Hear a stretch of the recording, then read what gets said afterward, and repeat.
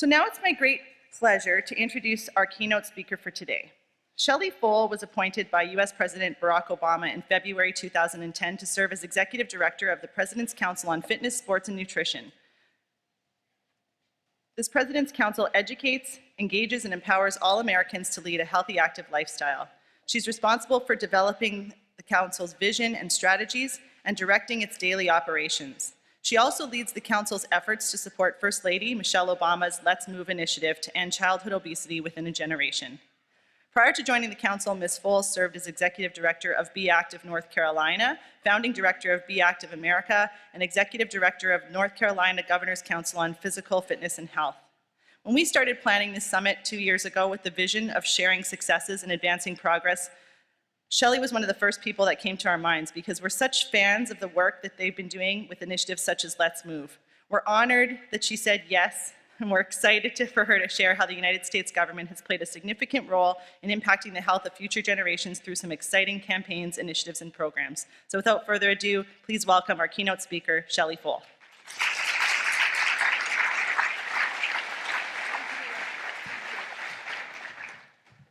Good morning.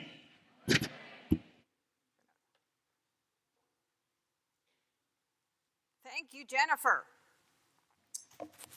And before I get started, I want to, first of all, thank you to Active Healthy Kids Canada. How great is this summit? Let's give them a round of applause. Most of us know or have some inkling of what goes into any kind of conference, let alone a global, international summit like this. So bravo to all of you. Also want to give a quick shout out to my colleagues from the United States. You heard from Peter Kaczmarek, and you might have met Tom McKenzie, Matt Mahar, and there's others here. Those three specifically have served on our science board of the President's Council, so great to see you guys. Sometimes we have to go out of the country to actually get to see each other, so great to be here with them. I also want to thank all of you. Everyone in this room works so tirelessly to ensure the health and well-being of not only our young people, but really our citizens. And you've really made it a top priority for your country and hopefully more so for our entire planet. That's what's brought us here today, these kind of central concerns that youth face each and every day. Certainly the issue of physical inactivity is one that needs to be addressed, obviously, and I believe we're gaining traction. In our country, we feel like we're kind of nearing that tipping point of progress, if you will, and movement towards a healthier country. I know, without a doubt, that if we continue to work together, all of us in this room and across the world, that we will make progress, that we will be able to swing the pendulum back to a healthier citizenry for each and every one of us. So let's get down to business here. Today, I'll be sharing with you how the United States is working to ensure that families, communities, and schools are providing youth with opportunities to lead healthy, active lifestyles through regular physical activity and good nutrition. I'm certainly going to focus on the physical activity side of things today. Let's see here. So, let me tell you a little bit about the President's Council on Fitness, Sports, and Nutrition first. Some of you that know us might know that we now have an extra word in our title. We've added nutrition to our name in 2010. And we've been around actually since 1956. So our President's Council has been around since 1956. We span administrations. While I'm an appointee by the President, and I will leave when this administration leaves, there will be a new executive director representing the next administration. But what remains the same is our mission and our vision, really. Our mission is to educate, engage, and empower all Americans to lead a healthy lifestyle that includes regular physical activity and good nutrition. We have a lot of athletes, professional athletes, Olympians, and now with our new name, we have chefs and celebrity television chefs and the like, fitness experts, healthy living advocates, if you will. And so we utilize these folks. These are perhaps our greatest asset. We utilize these folks to do our messaging, and probably those of you that have utilized athletes in your work or celebrities this way, the key is, how do you use an elite athlete to reach the common person, right? The non-athlete, if you will. And so I'm going to share with you a little bit about how we do just that in our country.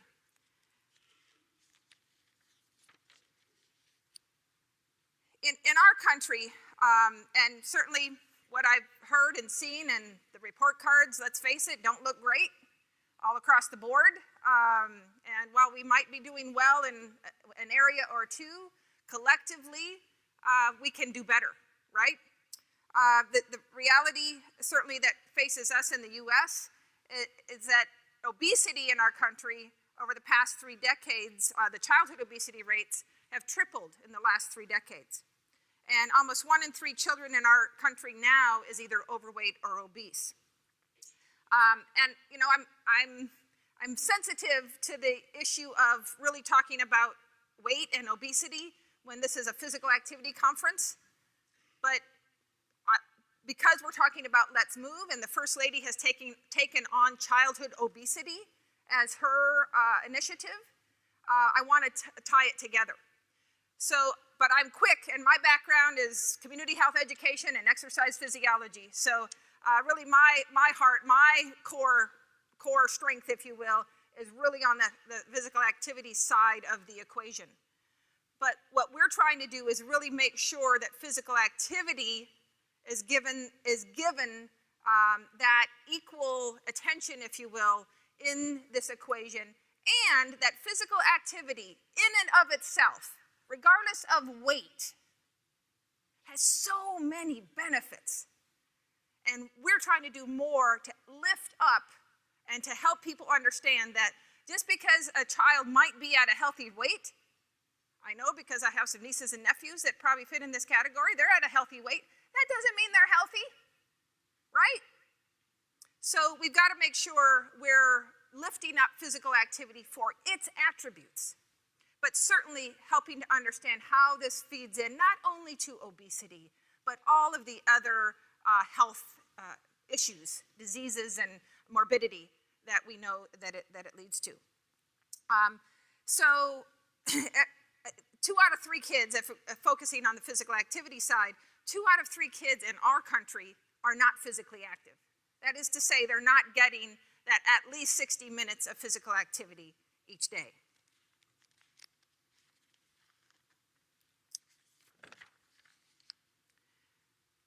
Here's our mantra. Active kids do better. Active kids do better. And we've really adopted this, and we're really working with our partners from across the country. And I would be remiss if I didn't give a shout out to a couple of folks from Nike, Will and Kelly, who are here, who have really helped, again, a large group of individuals on a couple of initiatives. One is the Design to Move initiative. And if you're not, who's involved with Design to Move? It's hard for me to see up here, but Design to Move. Who knows about Design to Move? Okay, not enough of you. Okay, I can see that much. Designtomove.org. Designedtomove.org. You need to go to it. And over 70 organizations from around the world have come together to develop this physical activity action plan.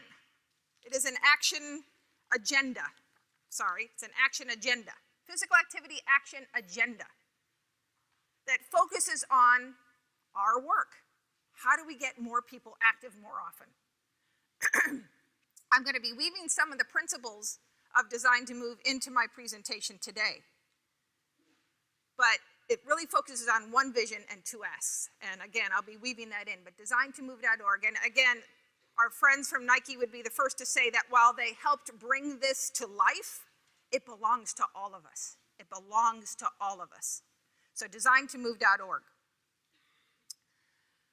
We know that kids are spending about half of their waking hours in school, except in Colombia, apparently, as we heard yesterday, where they only have like 4 hours in school, which is really hard to understand, I know, for a lot of us. But for many of us, they're spending about half of their waking hours in school. But due to budget cuts, certainly, and competing priorities, school leaders struggle to keep or create physical activity opportunities for their students during the school day. We're all feeling and seeing this. And sometimes it just feels like it's getting harder and harder every year, right? It's getting harder and harder. We have more budget cuts, more obstacles, more barriers. But guess what? Just because it's hard doesn't mean we should stop doing it. It means we have to redouble our efforts. We have to double down, and we have to get moving in the right direction. Well, in our country, we are very fortunate to have a First Lady who has taken on the issue of childhood obesity as one of her main platforms. And Let's Move, again, the mission of Let's Move is to really solve the issue of childhood obesity within a generation.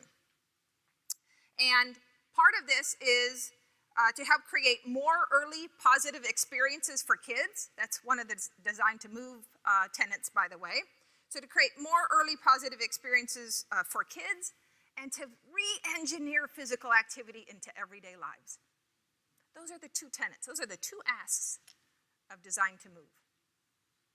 Creating early positive experiences in physical activity for kids and re-engineering physical activity into our everyday lives. Of course, again, our greatest champion currently is our First Lady, Michelle Obama. A little over 4 years ago, the First Lady launched Let's Move. It is a nationwide initiative to create a healthier future for our kids and our families. Today, Let's Move has truly moved a nation in a healthier direction. We are seeing results. We are measuring. And I'll be hitting on a couple of those things today. The goal, obviously, is to make the healthy choice the easy choice, to make health the norm in our country. I know that's what we're all striving towards, and there's nothing easy about it. So Let's Move, as I said, is a comprehensive initiative designed to solve the issue of childhood obesity within a generation. There are actually 5 pillars of Let's Move. And those include creating a healthier start for our kids. So again, focus on early childhood as part of it. Empowering parents and caregivers. Providing healthy food in schools. Improving access to healthy, affordable food. So we talk a lot about food swamps and food deserts in our country. And then increasing physical activity. Helping our young people become more active. And again, the good news is that we are actually seeing change happen. We are measuring these things, and we look at some of our heretofore most obese areas of our country, like the state of Mississippi. You heard Jennifer say I spent about 20 years in North Carolina. And all our southern states, we just take turns being last among the amount of physical activity that we're getting. We're always, we just roll around at the bottom down there at the bottom 10 states. And, our deal was, thank God for Mississippi. Because usually we could beat Mississippi. Not always, but often. But I got to tell you, Mississippi's stepping up. We are seeing positive results in Mississippi. And that's because we have leadership there on the ground in Mississippi that said, not in my state, not my community, not my neighborhood. We're going to tackle this, and we're going to tackle it hard. And so we are seeing positive results there. So whether it's rural, New York City, again, we're seeing great results there. Philadelphia, entire states like California and others where we're seeing real and pronounced results. And just this last year, our Centers for Disease Control found that obesity rates among low-income preschoolers decreased in 19 of our states and territories in the last decade. They decreased by 43%. 43% in the last decade. So, and the First Lady would be to say, hey, let's not get complacent here. We might be on the right track, but we've got a long way to go. And certainly that's how we feel about it. So it's nice once in a while, though, to see the trends going in the right direction. So I told you the mission, the goals of Let's Move are really to inspire a transformational cultural shift. I know it's a big terminology, but you all get that. Inspire a transformational cultural shift that helps the entire family to support their kids' health and increases demand for healthier products, right? We got to increase the demand. I firmly believe that our businesses, our corporations, our food and beverage companies, they'll make healthy foods all day long if we will buy it. And we've got to do more as educators to educate folks to demand those healthier products. We also want to improve the food landscape for families by increasing the availability of healthy foods at an affordable price. And part of what Let's Move does through a foundation that was created, when Let's Move was created, a foundation was created called the Partnership for a Healthier America. This is the legacy foundation for the First Lady. One of the first questions I get from you all is, well, what happens when this administration goes home? What will happen then? And I will tell you that the First Lady has said publicly, this is her life's mission. And by developing that legacy organization, that foundation called Partnership for a Healthier America, who is working with over 70 companies already to help them change their business model, to help them change their food formulas, to help them do more in the space of physical activity and providing safe places for kids to play, etc. That is how we have and are creating sustainability for the First Lady's work. So, improving the food landscapes and availability of those foods. And of course, the third important goal that you see highlighted here is to increase physical activity for kids across the country by ensuring kids have positive experiences with physical activity, once again, and reintegrating physical activity into our everyday lives. That's our mantra. Ensuring kids have positive experiences with the physical activity and reintegrating physical activity into our everyday lives.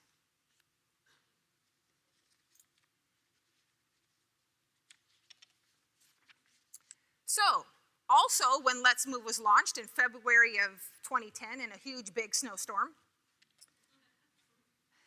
at that same time, the president called for a task force, a federal task force of all of the federal agencies. He gave us 90 days in federal government to put together a report. Yes, we did it. To put together a report in terms of what we were doing in this space and then what we should be doing. What are our goals and objectives for turning the tide on childhood obesity?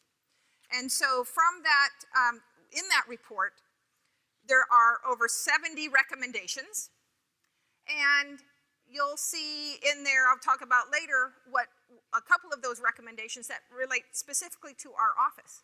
And I will say that, and those of you that have worked or are working in government, one of the best things that has transpired from not only the task force, but for Let's Move in general, is that we actually talk to other departments. It's happening. So Department of Education is talking to Health and Human Services, who's talking to Department of Agriculture and Interior and Transportation. And so it's really brought us together to address this issue. And not just appointees like myself, but career employees that have been working on these issues for decades and who will be here to carry this forward once this administration leaves. here's some of our key progress. The Taskforce report, really looked at individuals, organizations, companies, where we, again, as government, could impact through our programs, policies, and so forth. And a couple of those accomplishments, one, certainly in the school nutrition area, we have the Healthy Hunger-Free Kids Act, where we're really re-engineering school lunches and what we're serving our kids in schools. Now, it's been met with some bumps along the way, but quite honestly, I'm amazed it has gone as well as it has, because it's change, right? Change is hard. And how do we get the fryers out of the schools and put the ovens in? How do we retrain our lunch personnel to prepare foods in a healthy way? None of that is easy, but it's happening. It is absolutely happening, and it happens because not only what federal government is doing, but all of our partners, our nonprofit organizations, our local municipal governments as well. And over 70% of our schools, we have over 100,000 schools in our country. Over 70% of them have successfully implemented the new school lunch standards and are starting the next school year. Food sold in vending machines will be healthier and more nutritious. So we're looking at the whole school environment, But again, today I really want to focus on physical activity and how we're working together to ensure more and better physical activity for our kids. Obviously, we all know the guidelines. Many of you have adopted your own physical activity guidelines. 2008 was the first year that our country developed guidelines for all Americans. And on the youth side, ours, like many of you, say that youth need at least 60 minutes of moderate to vigorous physical activity every day. And those guidelines, by the way, the research shows that less than 20% of our high school students and less than 25% of adults actually meet the guidelines. So we've got a long way to go, and I'm sure that was reflected in our report card. So we've got a ways to go. Again, we know that the research is clear, that active kids do better, and our goal is really focusing on not only the health impact of that 60 minutes or the more than 60 minutes, but also how it impacts the other areas of a young person's life. So what about mental health? What about academic performance? What about time on task and attention? What about improving attendance, discipline, behavioral issues? What about all the relationship to all the other hot button issues like school dropout and teen pregnancy and gang resistance, etc.? I really call physical activity a gateway behavior. It's a gateway behavior. It's a positive gateway behavior. How are we addressing all of those other things? So many of us, we work in public health or whatever, we think, gosh, just focusing on the health benefits should be enough, like what people should get it. But let's face it, they're not. And I think we need to do more and better about how we message to decision makers, whoever they might be, decision makers, on all of the aspects of how physical activity impacts a child's life. And I realize all the researchers in the room are saying, now wait a minute, is the research to show that? I know research is better in some areas than others, and we have some gaps. And again, we're working to fill those gaps. So what we did, again, 2008, first physical activity guidelines. Usually first of all, our dietary guidelines are reviewed every 5 years. It's in law. It's in statute. Not so for the physical activity guidelines. There's a movement afoot to try to make sure that it is in the guidelines, but it's not so far. So on the 5-year anniversary, we said, maybe we should do we should take a slice of this and do a mid-course report. And so we put together an esteemed group and did a mid-course report. I'm going to just touch on a couple of the things. You see the areas there that we looked at: school, preschool, primary care, family and home, and community. And again, quickly going to touch on these areas for you. In the community setting, this is how Let's Move is addressing this. There are many areas that any folks and individuals, organizations working in the community setting. From a Let's Move standpoint, we have all these sub-initiatives. One sub-initiative is called Let's Move Cities, Towns, and Counties. This is where mayors and your municipal leaders are signing up saying, I'm in, I'm in. I am going to work to address one or more of 5 different areas that include Start Early, Start Smart, My Plate, My Place, Smart Servings for Students, Model Food Services, and Active Kids at Play. So these are all the areas, and to date, 450 cities, towns, and counties have participated with using over 1,600 promising practices, so evidence-based and promising practices being implemented. And those 450 cities, towns, and counties represent over 70 million people under their auspices. So that is one area in the community. Also in the community, and I'm so impressed with Canada's Active Living Alliance for People with Disabilities. Bravo. We too have a strong emphasis in this area and hopefully getting stronger. We at the President's Council created a program called I Can Do It, You Can Do It, working with our friends at the National Institutes of Health and others. And this is a mentor-mentee program for people with disabilities. And I'm happy to share more with you. Due to our time, I'm gonna skip through this, but bottom line is we're seeing this work in schools, in community-based organizations, in universities, where we're training people, young people, people of all ages, to be mentors with and for persons with disabilities. Very cool. And again, we're seeing great positive results there.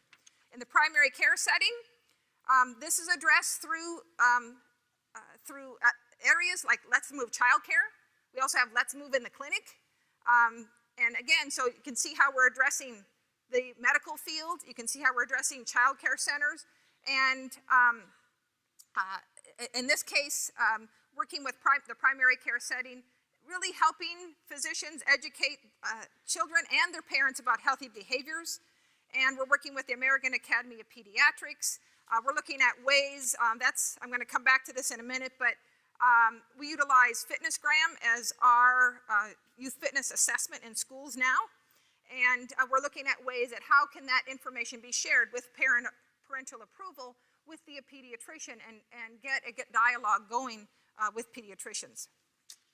Family and home, again, it's not enough for us. We can do the best job possible in our schools or in our after-school programs, but kids go home, right?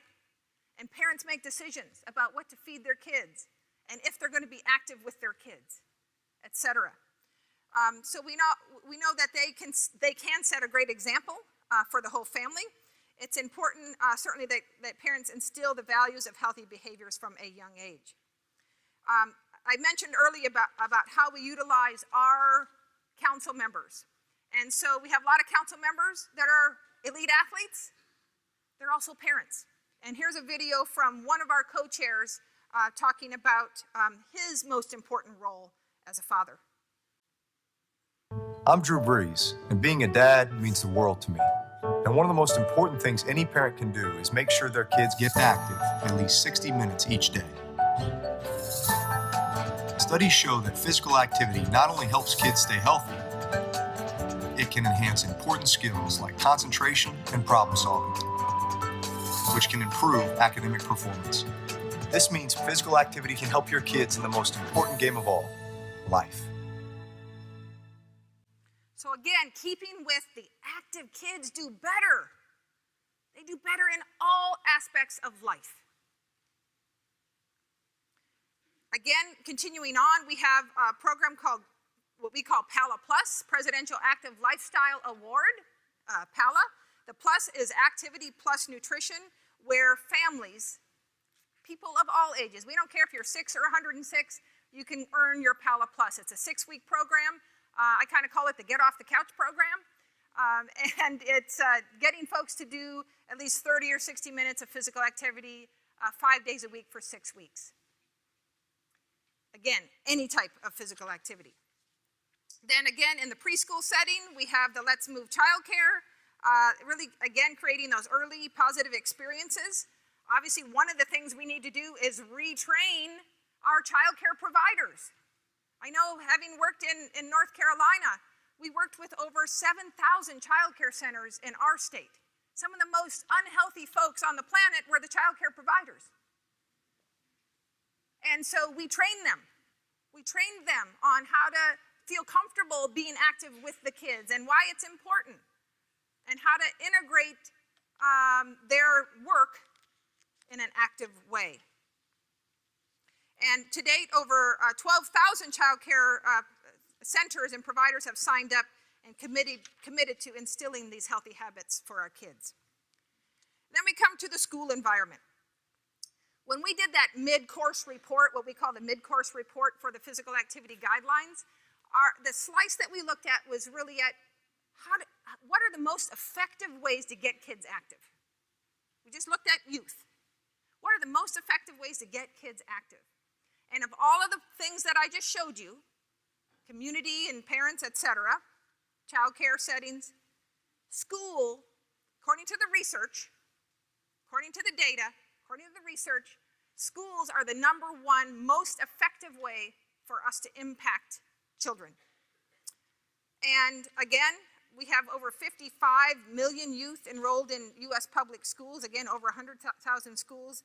Each of them spends on an average of 6 to 7 hours a day within the school walls. We know that schools can't do everything, and we hear teachers tell us that every day. We can't do it. We can't do everything. Parents have to be part of the solution, and we agree with that 100%.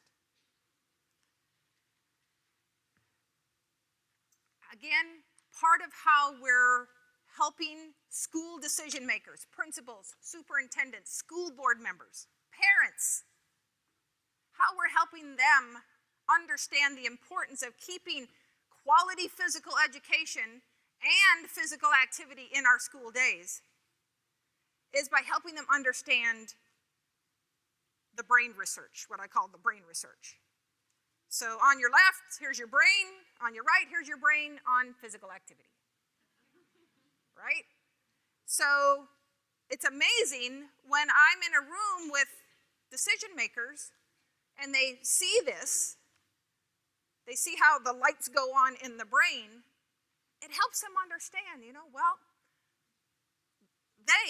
those school administrators, they get evaluated on how well those kids do on those end of grade tests, like it or not.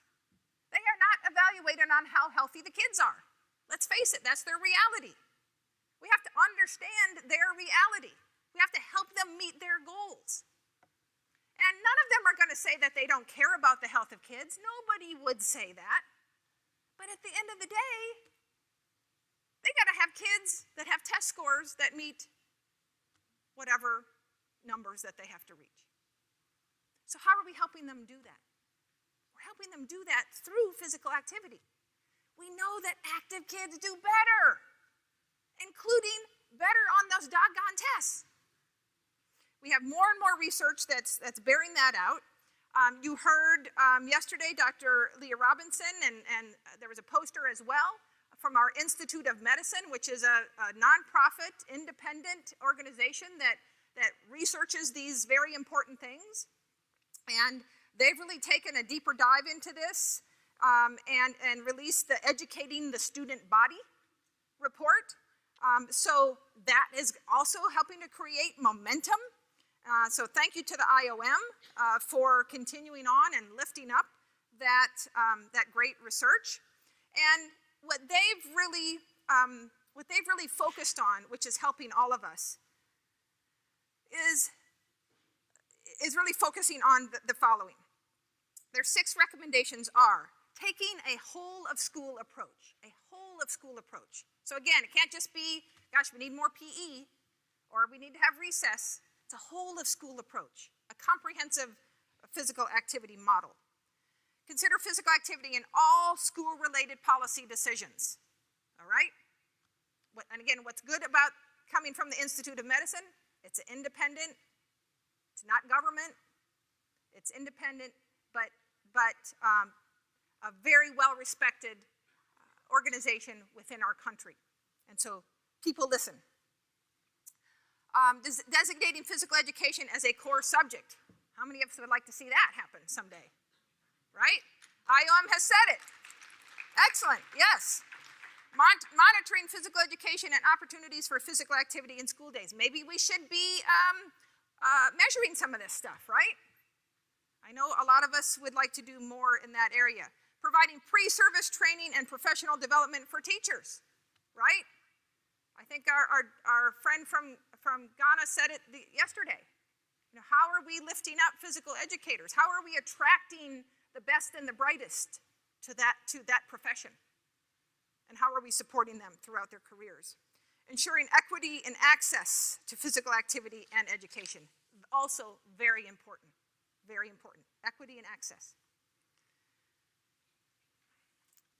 All right, so in the school setting, lots going on in the school setting. Lots of our partners working in the school setting.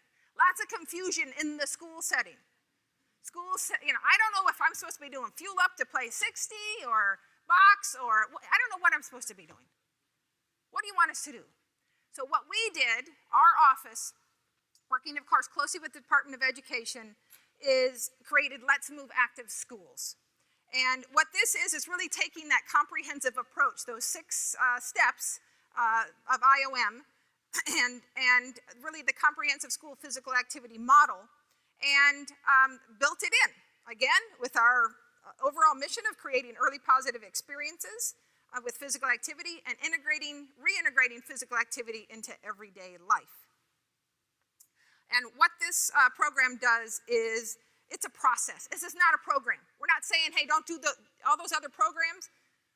This created an umbrella. Let's Move Active Schools created an umbrella for all of our partner organizations to sit, if you will, and be part of this process, this initiative that said, hey, no matter what programs you're doing, or if you don't know how your physical education program is doing, or if you need more help in before and after school programming, or do you know how to reach out to your parents and community, this is the process. By the way, we have worked and are working with, I think it's over 12 organizations now, lots of folks. And here's the model. Again, this is the Comprehensive School Physical Activity Model that was created by CDC, where we look at engaging staff. We look at physical activity during school, so in the classroom.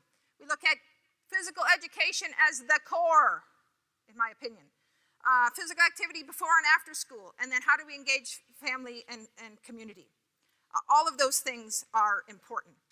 And I wish I had more time to go into some of this, but let me show you a quick video that will have some of our two superintendents from 2 of our biggest school districts in the country that will share with you, along with the voice of our First Lady.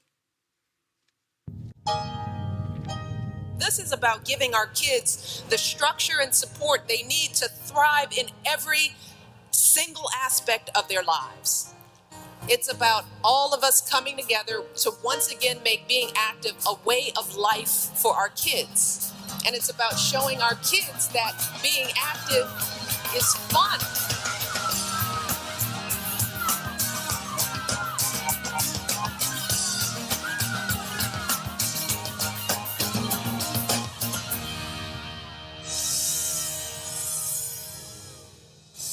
The Let's Move Active Schools campaign and the First Lady issued a challenge. And we love a challenge here at DC Public Schools. As school and school district leaders, we're challenged with trying to implement a whole lot of things in a very short amount of time. And I think there have been lots of studies that shows that active kids are better performers. And so if at the bottom line for you it's just about academics, know that this physical work will drive you to that bottom line.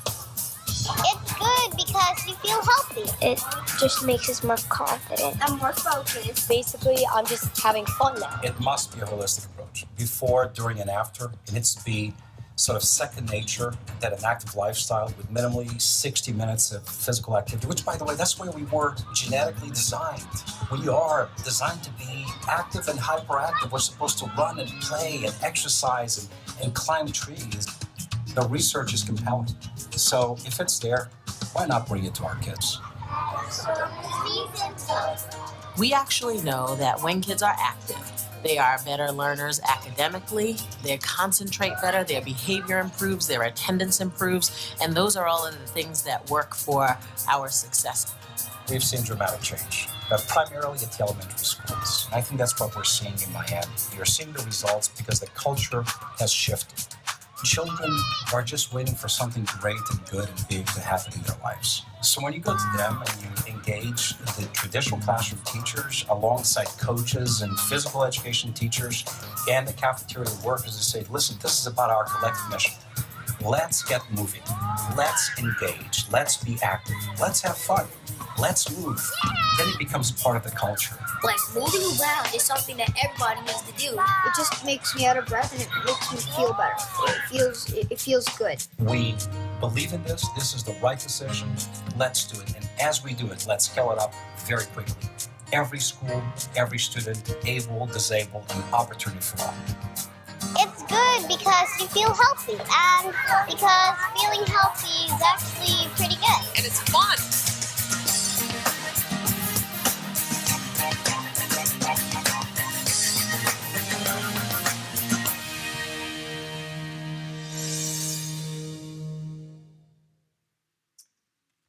As we say in the South, get you some of that.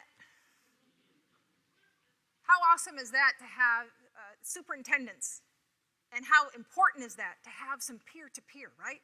Because I'm pretty sure most superintendents don't want some bureaucrat from Washington, D.C. coming out and telling them what to do. Pretty sure about that. But we've got to do more peer-to-peer, right? We have to have more superintendents that will stand up. By the way, Superintendent Carvalho from Miami-Dade, 350 schools he has. Kids in his school speak 123 different languages. 100% of their schools are Let's Move active schools. They're going through the process of becoming an active school. And you heard him talk about the culture. He gets it. He gets that we have to change the culture of our schools. It's not about dropping in a program. This is a whole process of changing the culture. That's what Let's Move active schools is. So, really quickly, there's a 6-step process. You saw the website, letsmoveschools.org, letsmoveschools.org.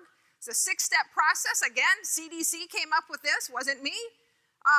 But it works, right? This is how change is created. You build support by a wellness committee. You assess where you are through the school health index. And by the way, we're all now focusing on the school health index, not 14 different assessments, one. You develop your action plan. Actually, the assessment spits out an action plan for you. How easy can it be? Here's your action plan. The hard part is taking the action. But guess what? We have resources for that as well. So once you get your action plan, it says, here are all the free resources to help you in whatever area you need help in, whether it's more and better PE, whether it's after-school programs, whatever it is. And here's all the free stuff, but here's all the grants. Here are all the grants that are available for you to take action. And then we're going to help you celebrate success. So we're going to acknowledge your work. As I mentioned, there's the 6-step process. I got ahead of myself. There's the 6-step process. And as I mentioned, I'm not ready to give up on physical education. I still think physical education, quality physical education, taught by a quality certified physical education specialist is still key. Not ready to give up on it. But we've got to do better in that area. And so what we did, again, this is all in the Taskforce report. It's in the Taskforce report. That means I got to do it. That's why I made sure it was in the Taskforce report, right? Some 4 years ago. And so in that report, it said that we, the President's Council, should modernize that doggone youth fitness test that we've been doing for 50 years. So those of you in our country and probably a lot of others, you know that the President's Council has done a youth fitness assessment, and if I was in the United States, usually the first thing I asked of any audience is, how do you know us? How do you know the President's Council? And without fail, people will raise their hand, they'll just say the test. Or they'll say the patch. Because they either got the patch, or the certificate, or the medal, or they didn't. And people were really either motivated by that doggone test, that fitness assessment that they took in the schools, or they say, you know, I just couldn't do those pull-ups. I just couldn't do that sit and reach. I could do everything else, but I couldn't do that. Or they know exactly where their patches are in their house from 30 years ago. People remember. That's the cachet of our brand, for the good or the bad. Because people either really had a positive experience or a really negative experience. And I've concluded that it's not about the test, the assessment, it's about how it was conducted. It's about how it was fit into the physical education curriculum or not. Was it done humanely? Y'all know what I'm talking about, don't you? So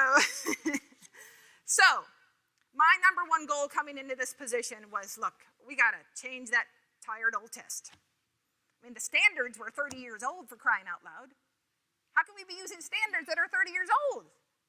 And by the way, the tests really focus on athletic performance, which was great for those of us that were athletes, right? That was great. But what about the 90% of kids that may never set foot on a field of competition? It's about health. It's about health. So nothing was easy about it, but I'm happy to say that we have retired our tired old test, and in its place, we have adopted FitnessGram. Many of you know FitnessGram, which is a health-related fitness assessment. But guess what? As I said, not just about the test, it's about professional development, because it matters, right? Who's doing it and how they do it. And then it's also, have no fear, we still have the patches, still have the certificates. So it's the a health-related, criterion-referenced fitness assessment called FitnessGram that we've adopted. So we have one now for the country, not 2, 3, or 4, one. And it's professional development around that, how to do it, how it fits into a quality physical education curriculum. And it's about how do we incent and award our students. Again, I'm about out of time here, so I'm going to go through this, but I encourage you to check out our website, which is fitness.gov, fitness.gov.